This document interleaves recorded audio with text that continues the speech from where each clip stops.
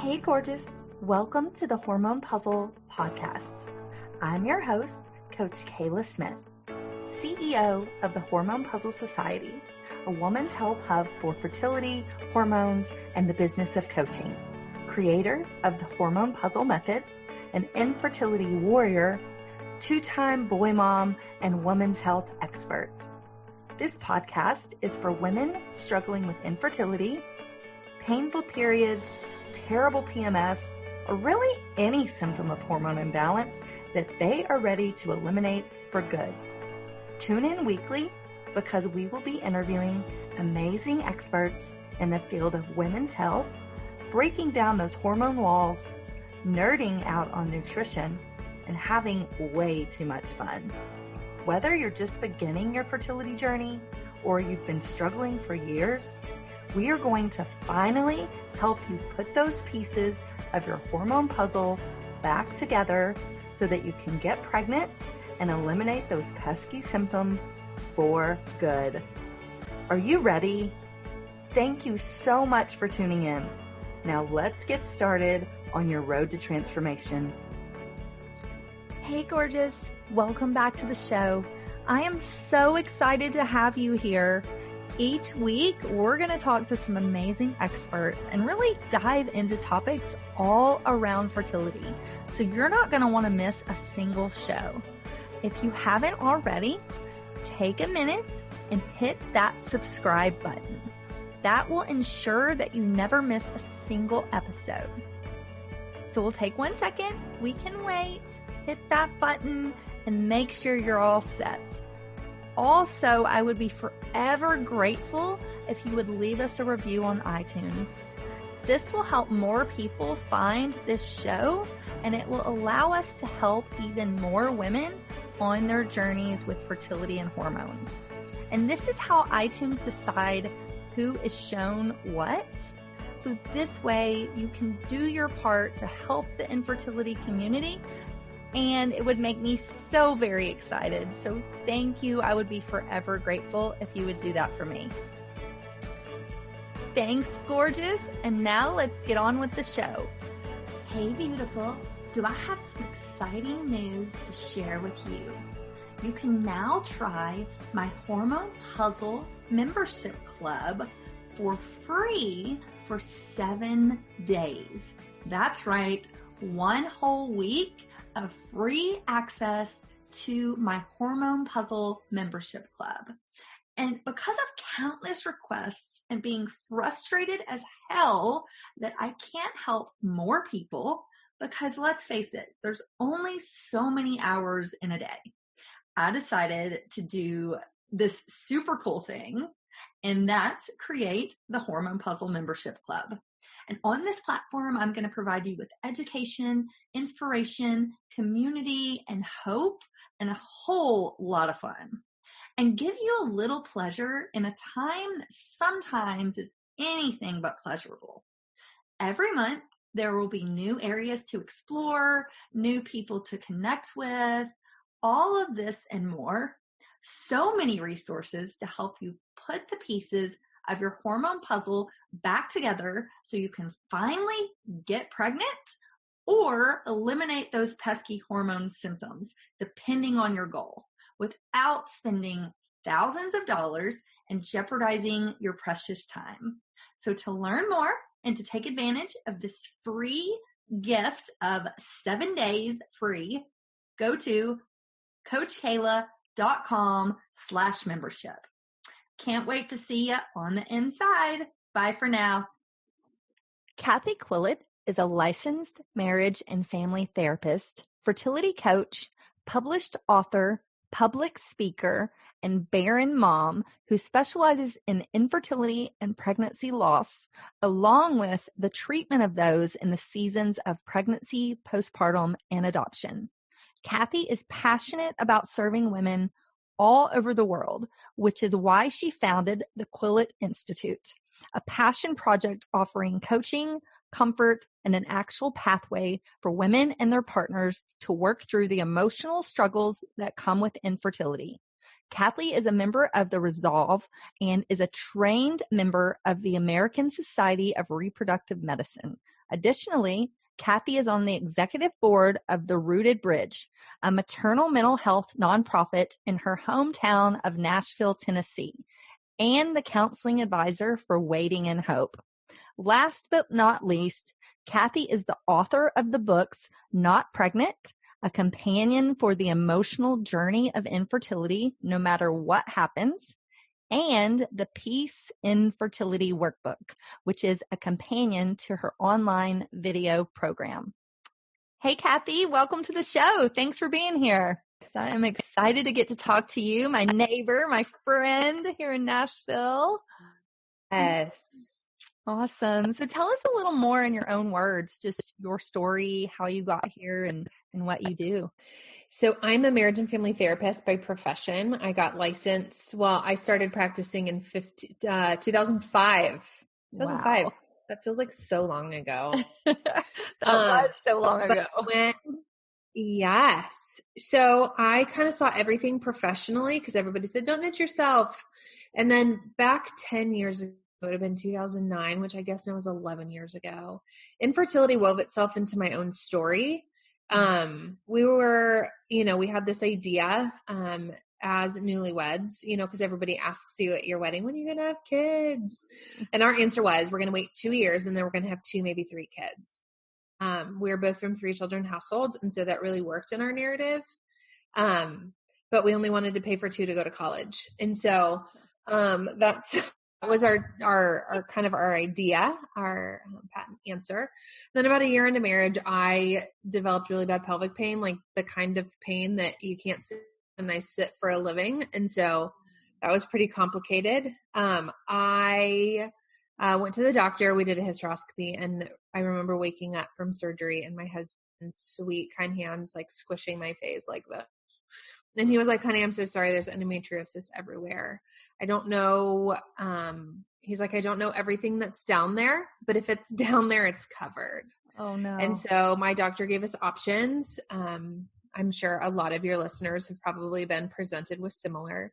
You could do Lupron, which is artificial menopause or birth control, and me on hormones, is awful. So my husband kind of vetoed that for me. And then the other one was trying to conceive. So that we did. 8 months later, we found out that we were pregnant. And that was the sweetest, most amazing time. And then that baby was with us for 10 weeks. And so like so many people also, had no idea. My OB at this point was on maternity leave and her nurse didn't know what to tell me. And so, I just kept calling and being like, tell me what to do. And they were like, you'll be okay.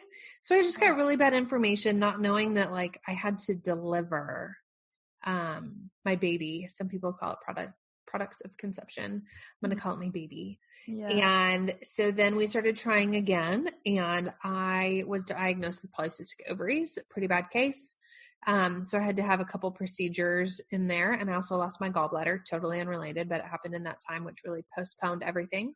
Yeah. So 13 months after, our first pregnancy ended, we got pregnant again with baby number 5. Or baby number 2, that one was with us for 5 weeks. And then baby number 3, a couple months later, was with us for 6 weeks. And baby number 4 was with us for 7 weeks. Yeah. So somewhere in there in one of my 4, I'm that like really low percentage of recurrent miscarriage. One of my miscarriages bled into my uterus instead of out of me. Oh. And so my doctor likened like the uterus to an orange peel, like thick and strong.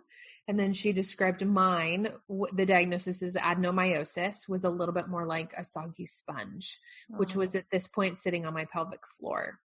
And can't have sex or be comfortable or do anything like that if your uterus is sitting on your pelvic floor. Yeah. An IVF clinic, and they were like, I'm so sorry, Mrs. Quillet, you have no good tissue left in your uterus. Oh and so, and I didn't have good ovaries at this point or anything. And I was the ripe age of 32. So all that was really sure. And so the only treatment plan for me we adopted in this process, and we have the 2 of the sweetest boys from Ethiopia. Oh my gosh, they're so cute. I love them to death. I flew to Ethiopia with a fentanyl patch on me and it didn't touch my pain. It was that bad. Oh. And so the only course of treatment, which was obviously going to relieve my pain, was a hysterectomy. So I had a partial hysterectomy at 32 and I had one remaining ovary, so I wouldn't go into menopause. And then that one twisted and died. Her first 3 months in Nashville, which was crazy.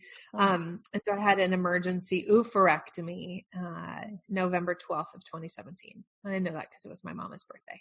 Wow. So for me, and so from there, professionally, I really just niched myself. I'm in Nashville along with you, my darling. And all I treat is infertility and pregnancy loss.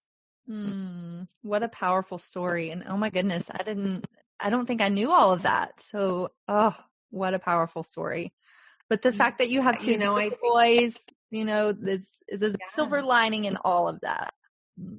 Yeah, they are my silver lining. In fact, in my first book that I put out in 2016, I dedicated it to my silver linings, meaning my boys, because I don't have the story that a lot of people struggling with infertility want to cling on to for hope, because I don't end in a baby. But my family is perfect and I love it. And hindsight affords me the opportunity to look back and see the whys, and see the lessons, which I know a lot of your listeners are in the throes of infertility and not afforded the opportunity to look back yet and make sense of it all. Yeah.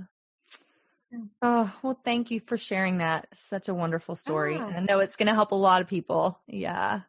So let's talk a little bit more about your work.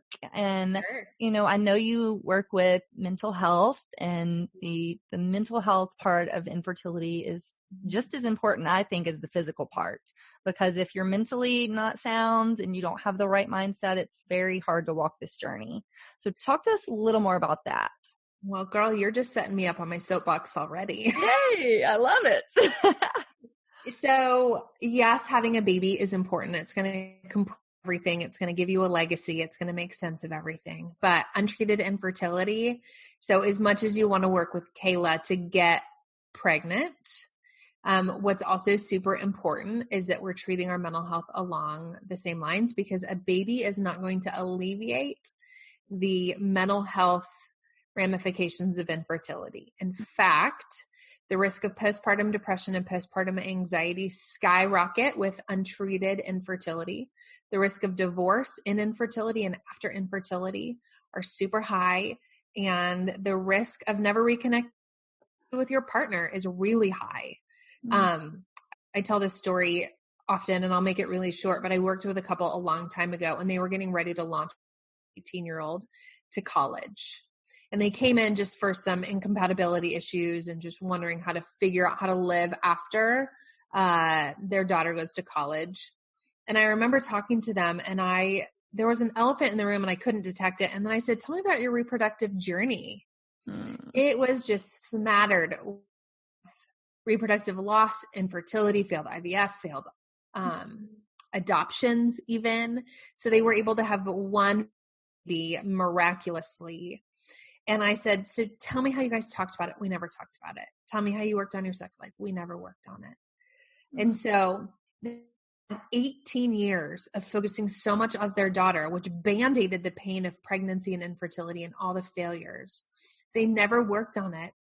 They put all of their energy into their daughter, and now she's leaving them and they don't have a marriage anymore. I think they ended up getting a divorce.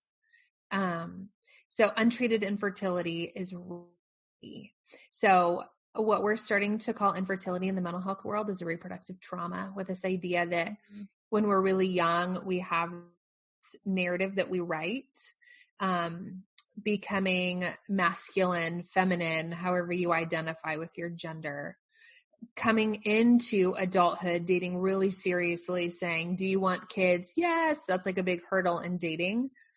If the answer is no, that's really grounds for dismissal, right? If somebody's like, yes, I want kids, and no, I don't want kids, like, why? And so our reproductive narrative, my husband Tyler and I developed pretty similarly.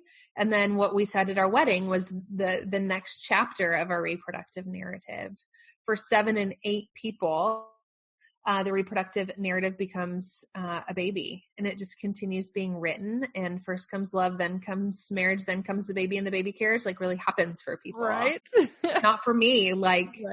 But for a lot of, or for 1 and 8, we have kind of this BC AD moment, of one period of time to another when this trauma hits. And for some, I talked to a gal yesterday about this in session, and she was like, yeah, that happened when I was 16, and I realized I had premature ovarian failure.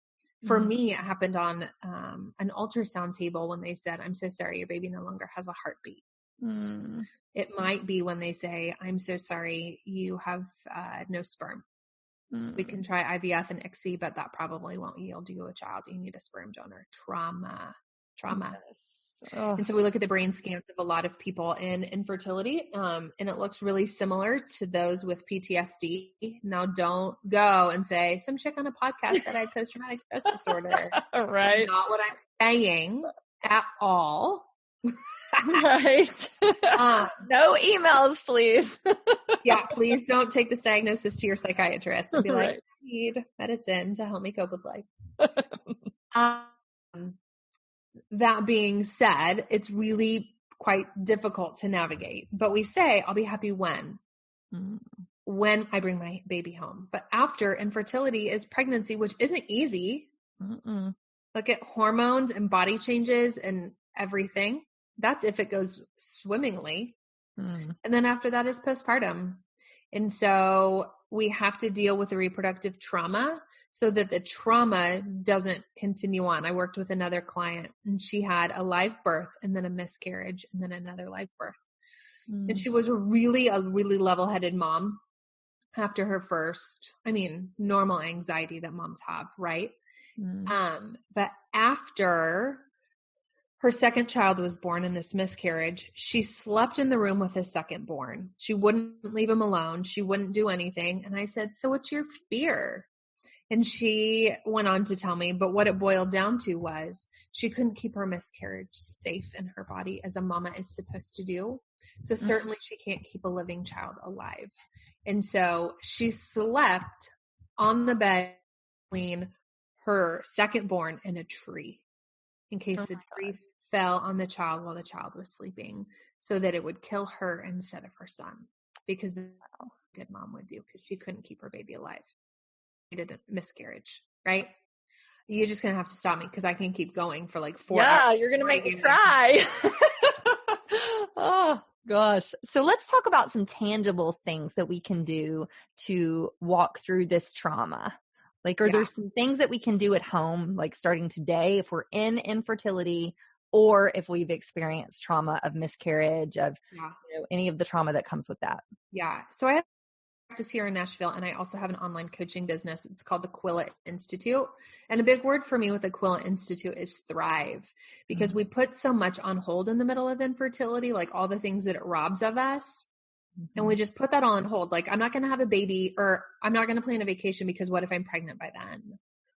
Or I'm not going to do this. I'm not going to whatever, buy this dress or whatever, because what if I'm pregnant next month and I can't wear it in the fall?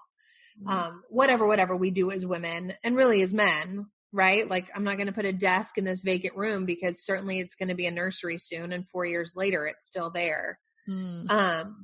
So the word is thrive. If we're looking at your reproductive trauma right now and all these things which are being you're surrendering right now, hoping that the baby's going to give you, what are the adjectives that the baby's going to give you? Contentment, peace, belonging, joy, adventure. How can we bring those adjectives into the now? If you want contentment, find a hobby that you really love. Who were you also before infertility? If you're I loved paddleboarding on the Mississippi, is that even a thing? Is Mississippi rough? I don't know. I would not suggest paddleboarding on the Mississippi. Okay. Just a public service announcement. So I'm a SoCal girl, and so San Diego, and so go paddle on the Pacific. Yes, perfect. Although sharks, but just be careful. If you loved being on a bowling team, if you loved reading, if you loved going out on dates and wine tasting trips to Napa with your girlfriend, do those things. Mm-hmm. Do those things. Live well now, because listen, you know the moms that complain to you about, oh my gosh, my child, I've been up all night. He went up his back 3 times. I'm so exhausted. I haven't gotten to have sex in however long. That's what's next after pregnancy for you. And all those moms are looking in their rearview mirror saying, I wish I would have taken advantage. So my wisdom for you is take advantage, even though, I mean, you're like, hey lady, you just said I'm in the middle of a trauma and now you're telling me to thrive. Yeah. Interrupt the regularly scheduled programming of trauma and find moments in your day, move your body, eat well, right? Practice lots of self-care, make boundaries for yourself. I always tell my clients that a baby shower invitation is not a subpoena. Right. There are no relational subpoenas. Christmas morning with the family with your new niece or nephew who was just born this year is not a subpoena. You get to make boundaries. I am on the Quillet Institute website.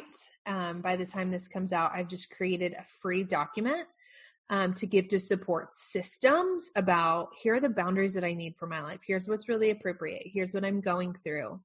So visit thequilletinstitute.com and you can find free literature for you to give those support people that are going to help empower you and hopefully learn to show up well for you. So I love that. That's the tip of, and if you are anywhere and you're thinking, this is getting heavy, my reproductive trauma is, I'm starting to lurk into the world of depression. I'm starting to be really anxious. I feel really handicapped by life and I cry too much, or I'm not getting out of bed, or I'm hiding people, or I'm panicking. Please see somebody. Please see somebody. Because once that starts, it is a really, really slope. If you don't have anybody in your area, thequilletinstitute.com. If there are people in your area and you need help, email me and I'll help you choose one, because there are a lot of people that say, as a therapist, I treat marriage, so I must treat infertility. Totally Therapists treat infertility. Well, a lot of them say that they do, but they really have no idea. And therapists that pretend they know what to do with fertility or pregnancy loss are going to end up traumatizing you even more. So if it's not me that you want to work with, that's great. Let me help you find somebody good in your area. And I love that, because my story, I struggled with infertility, and that's why I'm now a coach. You struggled with infertility. That's why, part of the reason you picked that for your niche. And I think it's so important to walk with somebody who's been there. You can speak firsthand what this is like. And that is so very important for the person you're trying to help. So I love that you do that. Yeah. And I'm not going to offer you the help of like, well, this is what worked for me. Here's how I got happy, right? Yeah. My baby did this for me. Here's how I can offer, I'll just, stories are good and they're relevant. You're right. But if you don't want to hear my story, that's okay also. Right. So talk to me a little bit more about the Quillet Institute and what that encompasses, and tell us a little more about your programs and how you work with people. Yeah. So the Quillet Institute really started as a passion project, because as a therapist, I'm not able to practice over state lines. I'm licensed in Ohio and Tennessee, but I had people really from all over the country calling and saying, can you help me? And I'd be like, no, I can't. So I started doing fertility coaching, which really allows me to, it's a little bit different, but not really, but it allows me to go into the corners of the country and of the world that might not have access to somebody specialized in infertility, reproductive health in their area. And so I have an online program, which is 8 sessions of how to live in peace in the middle of infertility. We talk about peace in yourself, peace in your relationship, peace in your body, peace in times of change, like the 28-day cycle rather than the 31. Peace socially, what is robbed of you. So there's 8 sessions and they're about 45 minutes each. And it's me on a screen teaching you. There's research and handouts and mental health stuff and mindfulness and whatever. And so that's on my website. I also created a workbook that can go along with it, but can be used independently. That's called the P.U.Z.Z.L.E Fertility Workbook. And we have Thrive groups, which are our version of support groups. And so it's up to 10 women and myself going through my workbook together. We just started the Quillet Institute's 3rd Thrive group this week. And they are all things like sweet and beautiful. I love them. Yeah. I do online coaching. I have a la carte sessions, but I also have packages. So I have 6, 12 month. That's not true. 6, 9, and 12 session packages. And in a package, you also get the P.U.Z.Z.L.E Fertility Program and the P.U.Z.Z.L E Fertility Workbook. Freebies on there too. I've written the book Not Pregnant, which was kind of my cathartic release that launched in November of 2016. That's available on Amazon. I wrote a children's book. It's called No Matter What Happens. That's for if the story of secondary infertility has kind of woven itself into your family story, for your child that was waiting to be an older sibling, and how to help them with that. And then the P.U.Z.Z.L E Fertility work. I love it. When you listen to this in mid-October, let me tell you that shortly thereafter, you will hear about book number 4. I also have my own podcast. Am I allowed to say that? Yes, here? please. It's called the Thrive Infertility Podcast, where we really dig deeper into this, how to thrive in the middle of infertility. So listen to this one and mine. Yes, please do. Yes. And I love all your resources are wonderful. Her books are beautiful, y'all. So definitely go check those out. So let's switch gears a little bit and talk about mindset. How does mindset play in all of this? And what are some tips to have a strong mindset during your infertility journey? Okay, so let's just talk about, we as women, I think, are self-programmed from when we're really young, to be critical of ourselves as women. I don't know if it was like Teen Bop magazine, right? Where we compare, or the mom who stood in the mirror and said, I'm so fat, or I'm so stupid, or if I were smarter. Somewhere along the line, a self-critical spirit just kind of creeps into all of our jargon. And so what we do a lot when we're struggling with infertility is, I'm such a failure. I'm not a real woman. My husband, I remember, and I know I'm not the only one, but I remember telling my husband once, I'm going to close my eyes and you can leave. Go find a woman. Like, I'm not going to hold it against. I'll be sad and I'll miss you, but go find a woman with a healthy functioning uterus that can help make your baby dreams come true. Because I associated my lack of fertility with lack of being loved. So I remember it was 2 years ago this September, off a hoverboard, y'all. Like, I rode, there was no kids around. I got on a hoverboard on concrete and it spun me and I flew and I got a concussion and I broke my elbow. And I remember Kayla's face right now is like, you crazy lady. But I remember sitting on that doctor's table and said, I'm so sorry, Mrs. Quillet, you have a broken elbow. But we sit in our OB-GYN or the RE's office and they say, I'm sorry, Mrs. Quillet, you are infertile. And so we wear infertility kind of like a scarlet letter. I don't know if you guys ever read that book. Yes. I slept through it in high school, but I know the premise enough. Right. But we associate this experience with who we are, and it becomes an adjective rather than a medical experience. And so I think a huge mindset just to start is to say, I'm Cathie, I'm struggling through infertility. I'm not infertile. I have a son with autism, and I don't love when people call him autistic. He's fighting autism. His brain has a diagnosis of autism. My son is just Bowen. Right. He's 7 and has so many other fantastic qualities. Because when my mom fought cancer, we didn't call her cancerous. Right. We diagnose something as an adjective when we don't understand it. We won't say I'm depressed. We'll say I'm depressed, but yet we'll call somebody schizophrenic because we don't get it. Right. Mm. And so in the same way, start our mindset with saying, I'm Cathie, I'm fill in the blank, and I'm struggling through infertility. I am in the season of infertility. We are not Quillets who are infertile. We're the Quillets who's struggling with a medical condition.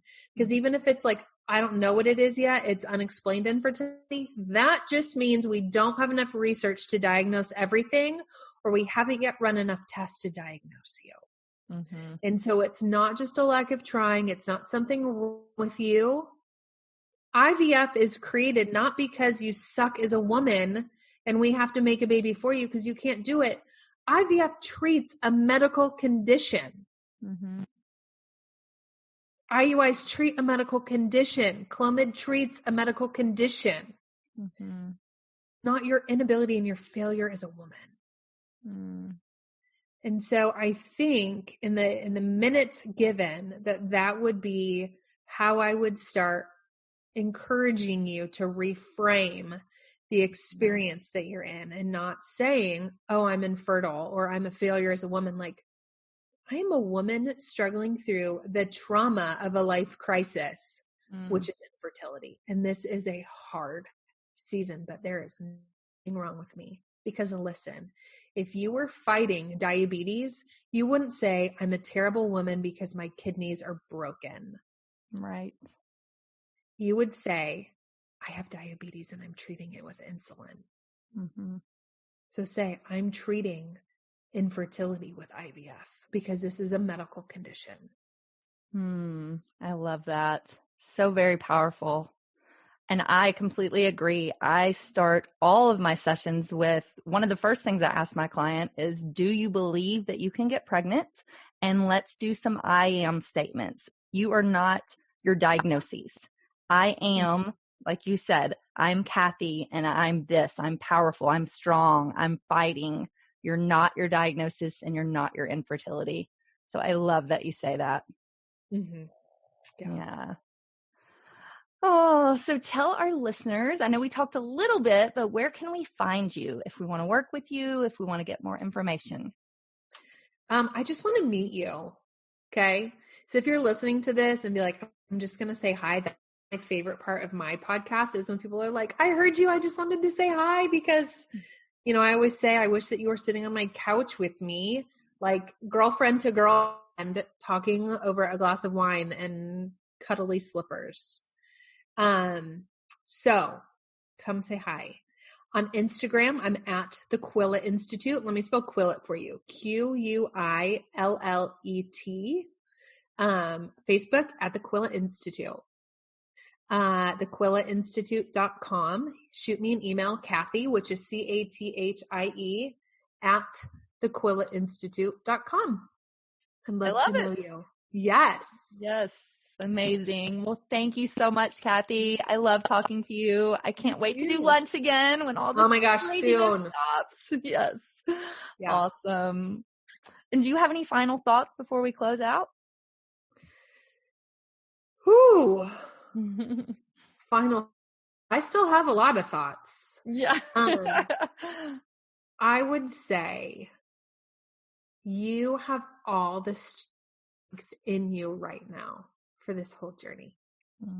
Your femininity is not compromised.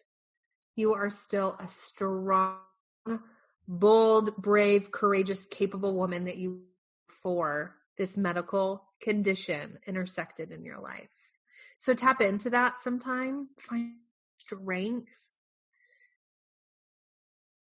Go on a date. Plan the vacation. Have a girls' night. Do something that you've been putting off so that you can practice and start really thriving in the middle of this journey. Thanks for having me. Yay! Thank you for being here. It's always a pleasure. Yeah. All right. Thank you. Yes. All right. Thank you guys for listening. Until next time. Bye. Hey, hang on just 1 second before you go. I want to make sure that you are aware of all of the amazing free resources that I have for you on my website at CoachKayla.com. From a fertility meal plan, a cycle syncing quick start guide, a holistic healing cookbook, as well as master classes, blog posts by me and some amazing experts in the fields of fertility, hormones, and nutrition. So many wonderful resources that will help you on your journey. And I wish there had been something like this when I was going through my 2 years of infertility, but there just wasn't. And so that's why I decided to create all of this for you. So make sure that you go and check it out and you take advantage of this plethora of support that I have provided for you. And spoiler alert, these were some of the same tricks and the same foods that I used to get myself pregnant, not once, but twice, even after my doctors said that I couldn't. So I know that these things work. So make sure you take advantage of that. And I cannot wait for you to be my next success story. So thanks, love. See you soon. Thanks for tuning in today to the Hormone Puzzle Podcast. Check out the show notes for today's episode at CoachKayla.com. If you like what you hear, please subscribe and leave a review. Thanks for hanging out with me, and I'll see you next week.